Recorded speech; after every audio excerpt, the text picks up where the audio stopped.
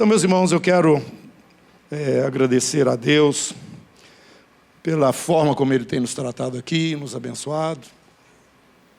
Eu acho que eu já mencionei isso aqui, mas eu vou repetir. Esse ministério é um ministério, como o Léo falou, que tem como ponte, pilar, a adoração. Eu vou corrigir um pouquinho, tá? Não é um pilar, é o pilar. E a gente sempre tem instruído a igreja nesse sentido. Tem uma ordem. Não é igual adoração, comunhão e testemunho, não. Primeiro, adoração. Primeiro, adoração. Segundo, comunhão. Terceiro, o testemunho cristão que você tem a responsabilidade de dar. E nós já aprendemos aqui, tendo como tabernáculo, né, pano de fundo, que era exatamente isso que ocorria dentro daquele espaço que Deus reservou, mandou o povo construir para que ele fosse adorado. Uma parte lá de fora, uma parte coberta, dividida em duas sessões. A primeira sessão só entrava ali os sacerdotes e a outra, uma vez por ano, o sumo sacerdote. Tem uma diferença, tudo isso é adoração a Deus. Quando você, repetindo, né, quando você está servindo uma pessoa lá fora, que não conhece o Senhor, com a palavra do Senhor, sua responsabilidade, porque Jesus mandou a gente fazer isso.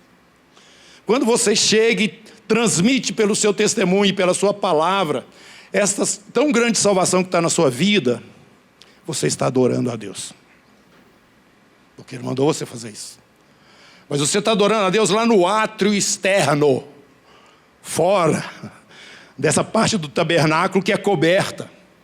Quando você está abençoando o seu irmão, porque você ama o seu irmão, obedecendo o mandamento que Jesus deixou para nós, igreja dele, sereis conhecidos pelo amor que vocês vão ter.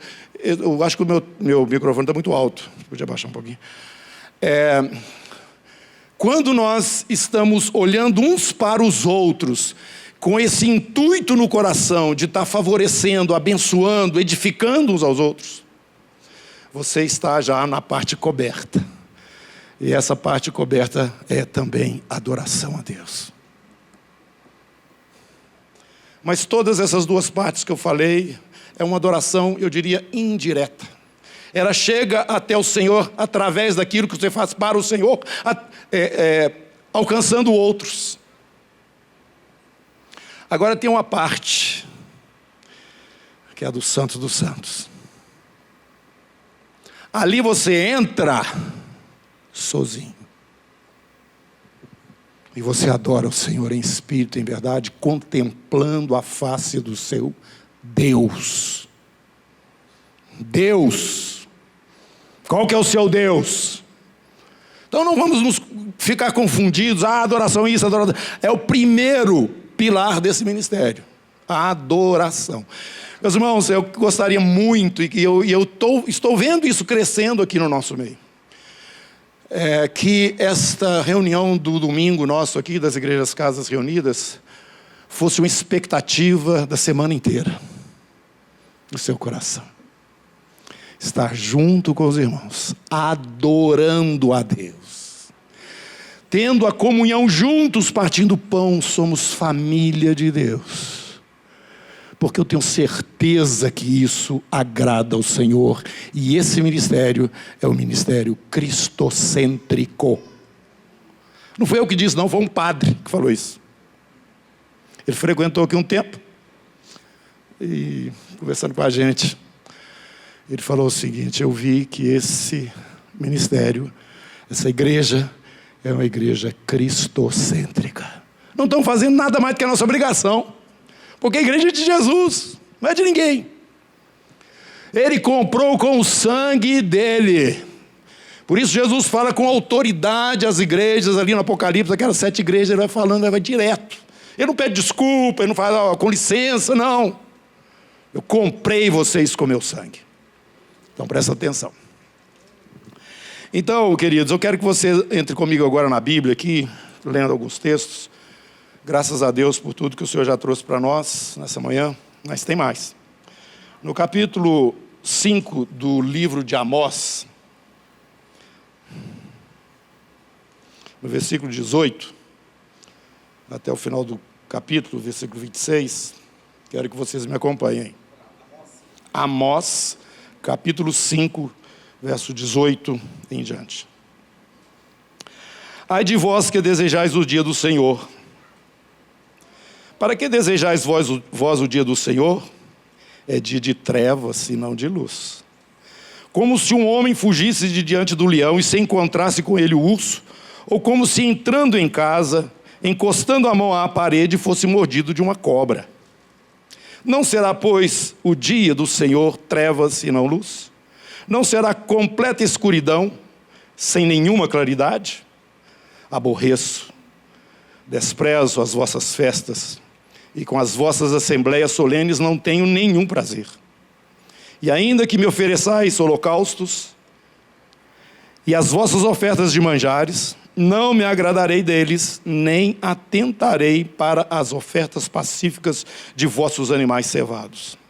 Afasta de mim o estrépito dos teus cânticos, porque não ouvirei as melodias das tuas liras. Antes, corra o juízo como as águas, e a justiça como o ribeiro perene. Apresentaste-me vós sacrifícios e ofertas de manjares no deserto por 40 anos, ó casa de Israel. Sim, levaste Sicute, vosso rei, Quium, vossa imagem, e vosso Deus estrela que fizeste para vós mesmos. Por isso vos desterrarei para além de Damasco, diz o Senhor, cujo nome é Deus dos exércitos. Palavra pesada. Amós, um profeta de Deus, ele nem era do norte, ele era do sul. Deus tirou ele lá da função dele, de pastoreio. Ele não era conhecido como um profeta, mas deu a ele uma mensagem objetiva. Você vai sair aqui do sul, vai lá para o norte, onde estão as 10 tribos de Israel, e vai falar para eles isso. E Amós foi e falou. Meus irmãos, era um momento de prosperidade em Israel naquela época. Era difícil perceber isso, porque o crescimento, o desenvolvimento, né, sob certo aspecto, indiretamente podia dizer assim, não, Deus está nos abençoando mesmo, as coisas estão ótimas. Nós não sabemos como fluem as coisas no plano espiritual. E a Bíblia nos explica isso, quando a gente vai acompanhando os profetas do Senhor. Principalmente Jeremias ali deixa isso muito claro, o povo dizendo que eles iam continuar adorando a rainha dos céus, porque quando eles adoravam, eles estavam indo bem, mas eles não estavam sabendo que a queda deles, a situação caótica que eles estavam vivendo, era exatamente por causa desta prática de adorar deuses estranhos, e no caso específico a rainha dos céus, que hoje é a Virgem Maria, que está aí, que foi a mesma, foi evoluindo até chegar nesse plano aí para ser adorado. Nós precisamos entender essas coisas. Às vezes você está numa situação tranquila, meu irmão, e você acha, não, está tudo bom, Deus está me abençoando, está tudo bom. Mas o seu coração está longe dele. Essa é uma falsa impressão de bem-estar, que no livro de Provérbios nos fala que nos leva à perdição. Aos loucos, a sua impressão de bem-estar os leva à perdição. E Deus, pelo seu Espírito, está nos chamando sempre a atenção, falando conosco. Opa, não fica olhando, vocês já ouviram, não fica olhando para cá não, olha lá para cima. A igreja de Sardes era uma igreja considerada, reconhecida, mas Jesus olhando para ela e falou assim, olha aqui, a maioria aí já morreu. Pega a parte que sobra aí e reforça ela. Alguns andarão de branco comigo. Alguns, não todos, andarão de branco comigo. Então, irmãos, eu queria chamar a sua atenção para esse aspecto, e nós vamos agora para a segunda carta de Paulo a Timóteo, e depois nós vamos ajuntando essas escrituras, falando sobre elas. 2 Timóteo capítulo 4. Falamos já várias vezes sobre esse texto. Lembrando que Paulo estava para ser executado, estava preso. E o Nero mandou cortar a cabeça dele. Antes que isso ocorresse, Paulo falou o seguinte, versículo 6 do capítulo 4. Quanto a mim, Timóteo, estou sendo já oferecido por libação, e o tempo da minha partida é chegado. Combati o bom combate, completei a carreira, e guardei a fé.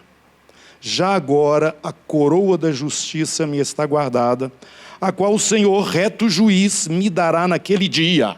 Naquele dia. Letra maiúscula. Você sabe que dia que é esse. E não somente a mim, mas também coroa da justiça. Também a todos quantos amam a sua vinda. Isso é incompatível com Amós. Esse dia é o dia do Senhor, nós sabemos. Paulo está falando a respeito de uma coroa. E lá em Amós está falando a respeito de um juízo. O dia do Senhor. Por que vocês estão desejando o dia do Senhor? Irmãos, nós aprendemos pela revelação da palavra que nós vamos encontrar com Jesus nos ares. Isso vai acontecer antes desse juízo que Amós fala. Estudando a palavra você vê isso com clareza. O próprio Paulo falando à igreja em Tessalônica, ele explica isso. Então o nosso encontro com o Senhor nesse dia vai ser antecipado em relação a esse dia, esse mesmo dia chamado dia do Senhor, que vai vir sobre toda a terra, quando o Senhor Jesus pisar aqui na terra, e esse momento será um momento de juízo. Só que para nós, o apóstolo Paulo está falando o seguinte: se aqueles que amam, desejam, e enquanto Amós fala, por que vocês estão desejando? Existe uma diferença, irmãos, existe uma diferença. O Senhor sabe muito bem separar o santo do profano. Ele sabe muito bem separar aqueles que são dele e aqueles que não são dele. Ele sabe disso tudo. E o Senhor vai fazer essa distinção, esta separação. Para aqueles que guardam a fé, e vão até o final da carreira, amando, e na expectativa do retorno. Meus irmãos, quando eu falo amar a vinda do Senhor Jesus, é o seguinte, você vai saber disso. Se você tem uma expectativa de qualquer coisa para que aconteça antes do seu encontro com Jesus, você não está amando a vinda dele, não. Quero casar primeiro, quero formar primeiro, espera mais um pouquinho.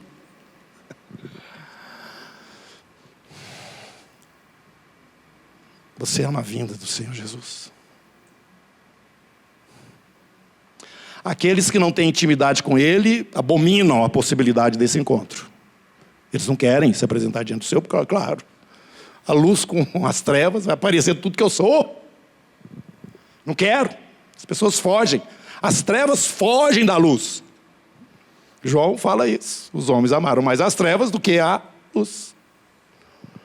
Então, irmãos, eu queria que vocês entendessem que isso se aplica também a um momento profético que a igreja vive. Nós estamos todos falando aqui que Jesus está voltando, que qualquer hora ele aparece aí. Alguns creem que pode arrebatar a igreja a qualquer hora. Mas o que eu gostaria de dizer, falou o seguinte, que aquilo que vai caracterizar, e a igreja toda vai saber, se você é um desses que amam a vinda de Jesus, você vai saber.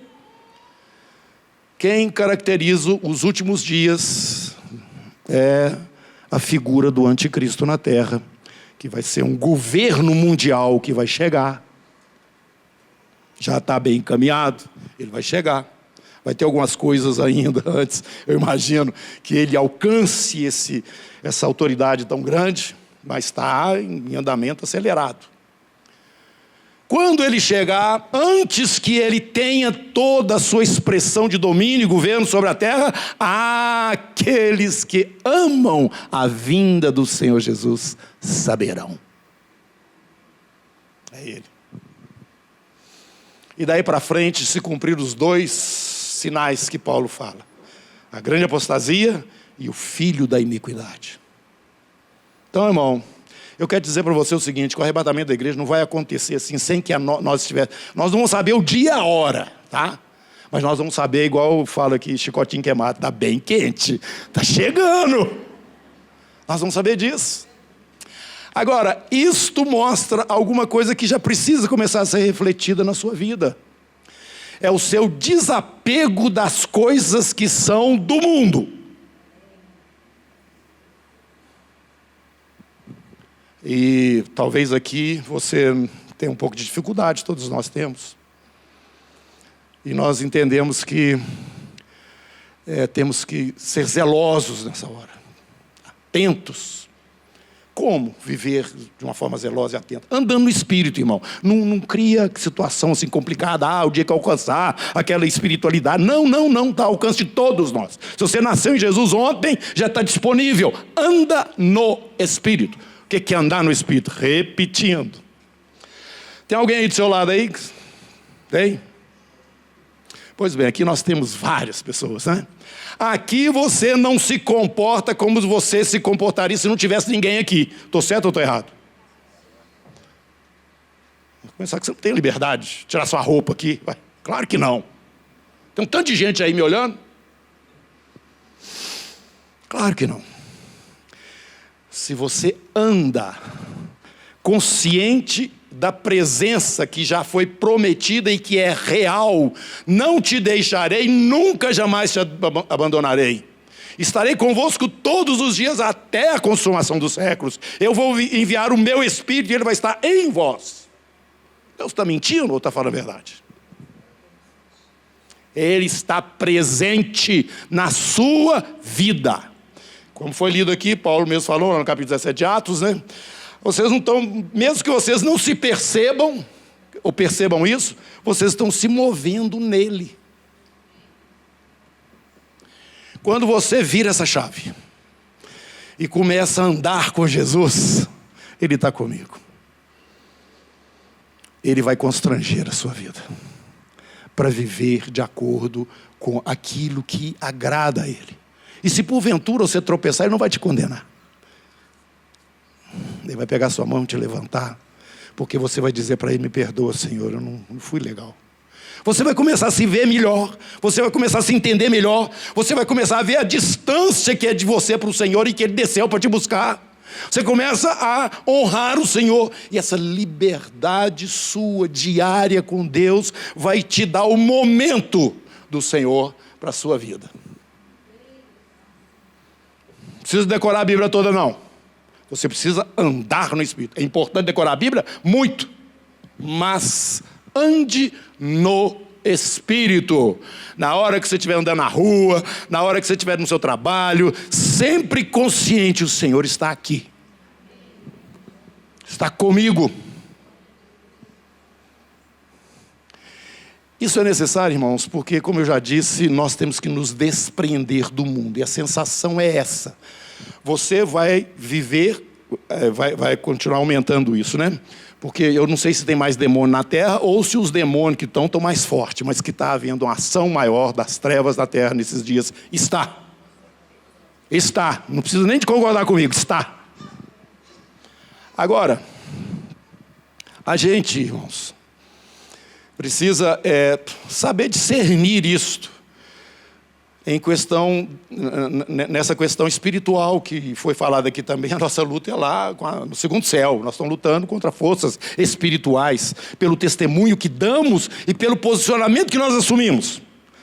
Pelo sangue do Cordeiro e pela palavra do testemunho que deram. E isso para nós é irredutível. Os testemunhos do Senhor são irredutíveis. Se for preciso morrer, nós morremos também, por conta disso. Não amaram a sua própria vida.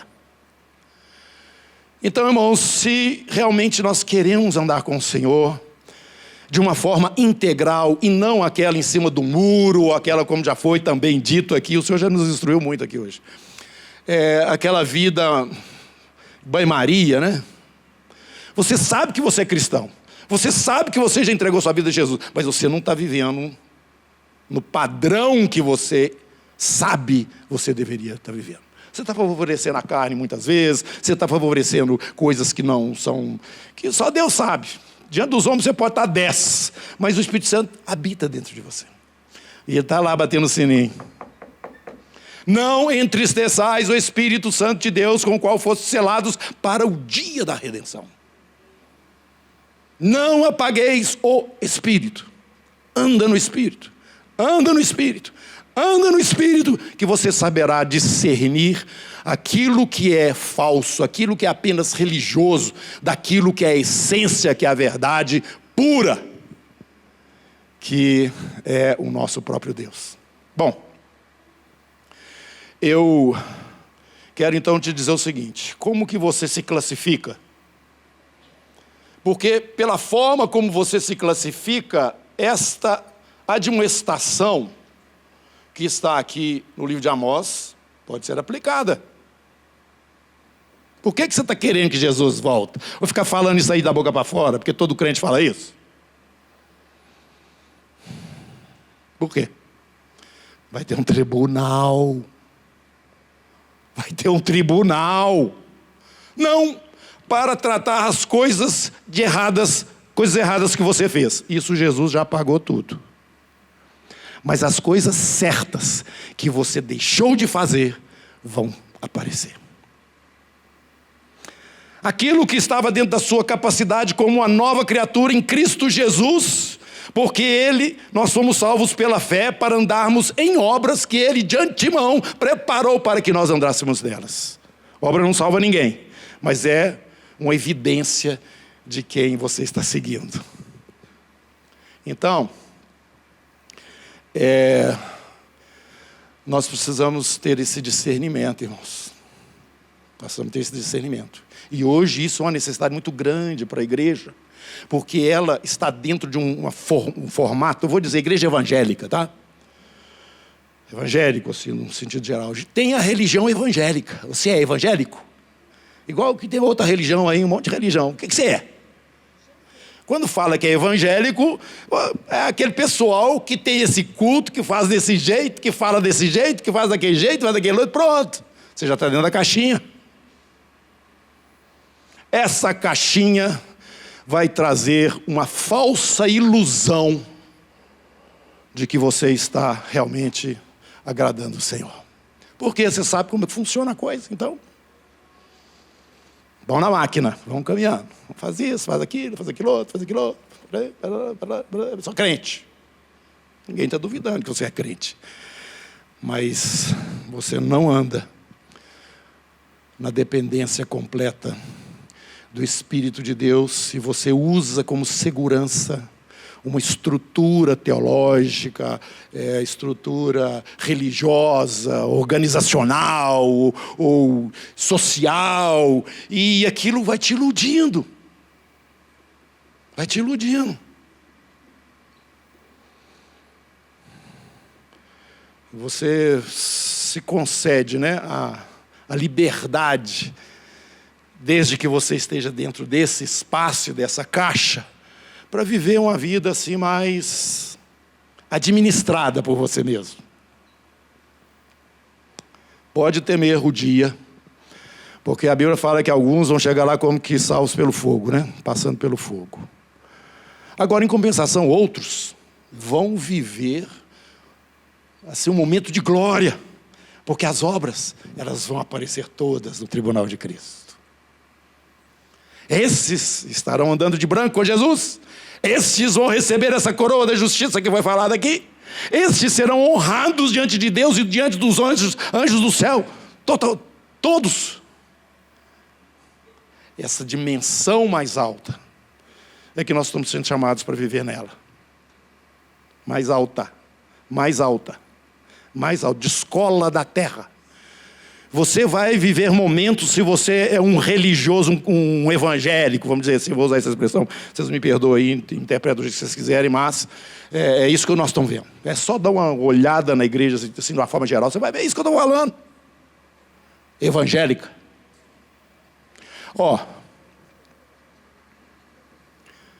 O Senhor está falando o seguinte: acorda. Estou batendo na porta aqui, Acorda. Solta. Nós temos segurança em muitas coisas, irmãos, aqui na terra ainda, que nos traz segurança. Às vezes você é uma pessoa boa posicionada, você tem vários recursos financeiros, né? Você vive um pouco mais tranquilo em relação aos desafios da vida. Às vezes você tem uma família que é uma família mais tranquila também, não te dá muito problema, que as coisas ali fluem. Então você vai se apoiando nisso que te traz segurança, coisas aqui da terra. E a Bíblia fala que Deus vai fazer abalada todas as coisas, vai abalar tudo. Quando chegar esse dia, vai abalar tudo. Tudo que não estiver sobre a rocha vai cair. Jesus falou, aquele que não está sendo construído sobre ela, vai ser esmagado debaixo dela, quando ela chegar. Não é em vão que os homens constroem, fazem todas essas coisas, tudo está reservado para o fogo. O Senhor não vai reformar nada, Ele vai fazer coisas novas, quando Ele chegar.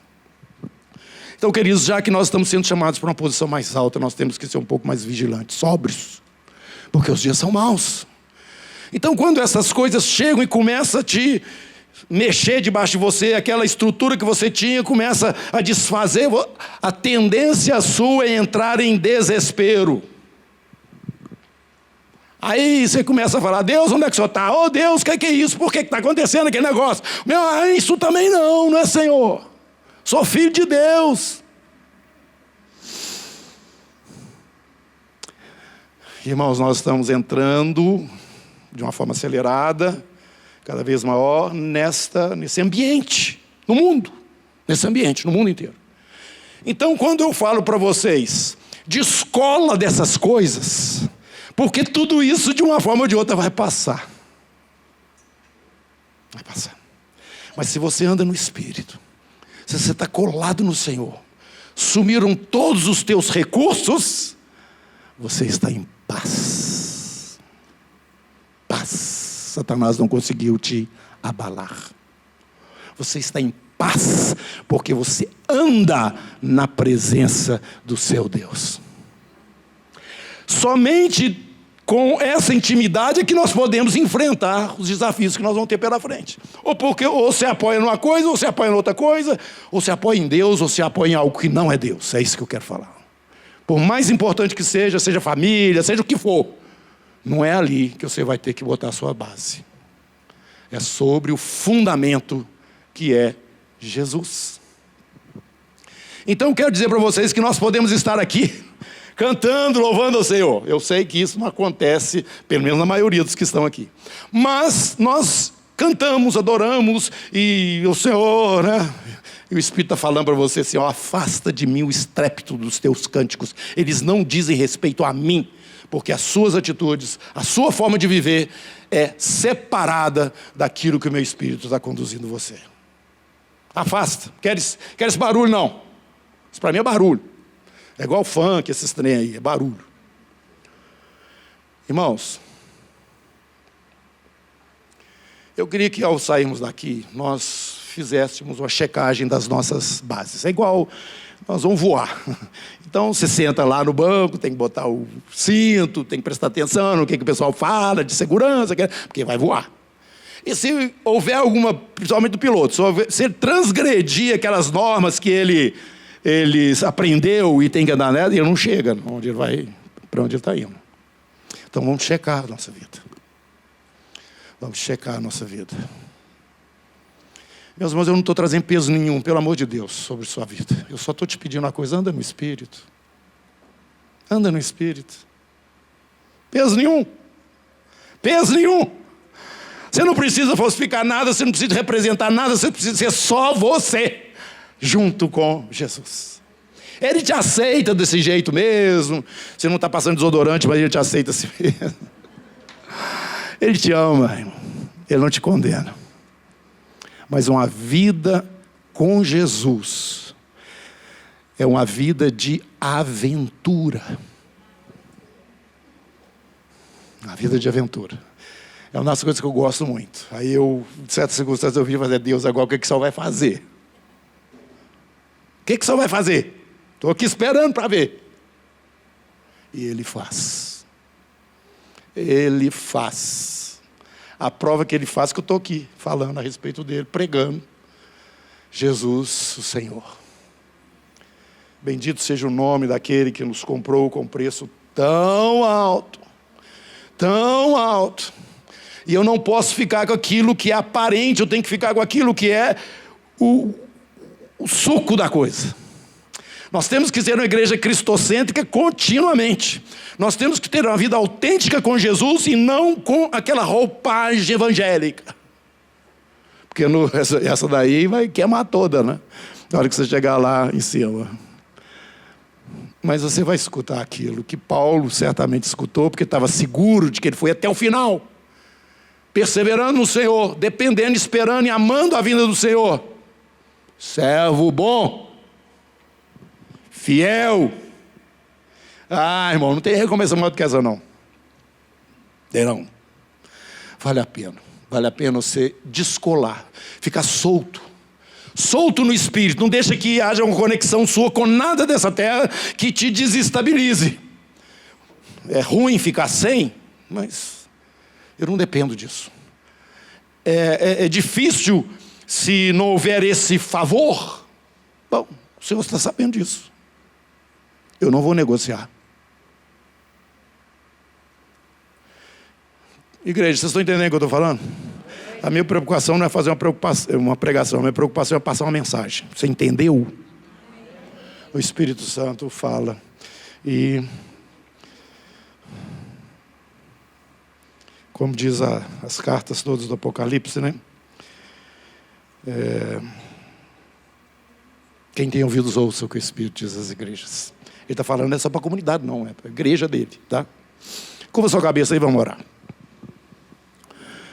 Jesus, nós não podemos perder essa oportunidade tão maravilhosa de juntos aqui usufruirmos a Tua presença. A Tua presença. O Senhor está aqui andando no nosso meio. O Senhor está presente nesse lugar. Esta é a Tua palavra. E nós cremos completamente nela. Este é o lugar onde tudo é possível, Senhor Deus, porque nada é impossível àquele que está no nosso meio e preside sobre essa congregação e recebe uma adoração em espírito e em verdade. De todos aqueles que vêm e buscam ao Senhor dessa maneira como Jesus nos instruiu. Meu Deus, o Senhor veio, o Senhor sabe da nossa limitação, fragilidade. E nós não queremos esconder isso mais não, Senhor. Nós vamos ficar nus diante de Ti. Jogar isso tudo fora, Senhor, porque de qualquer forma isso não vai servir para mim, né? Não vai servir para ninguém. Essa roupa, essa aparência. Mas tem misericórdia de mim. Cubra as minhas vergonhas.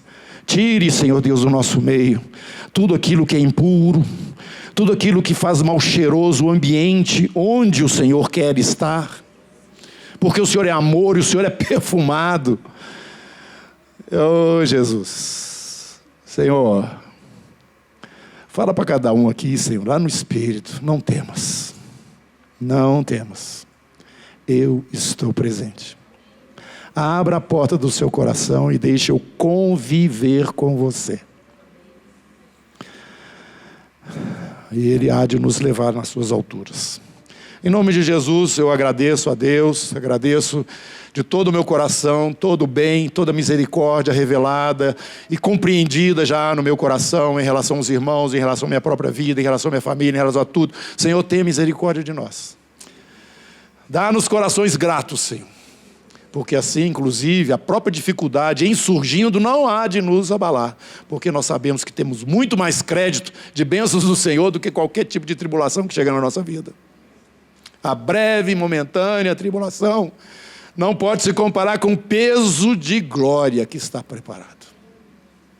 Então, Senhor, eu quero te dizer mais uma vez, muito obrigado. Abençoa essa congregação. Tenha misericórdia de nós, Senhor Deus. Nos ajuda a caminhar diante de Ti como uma família ordeira.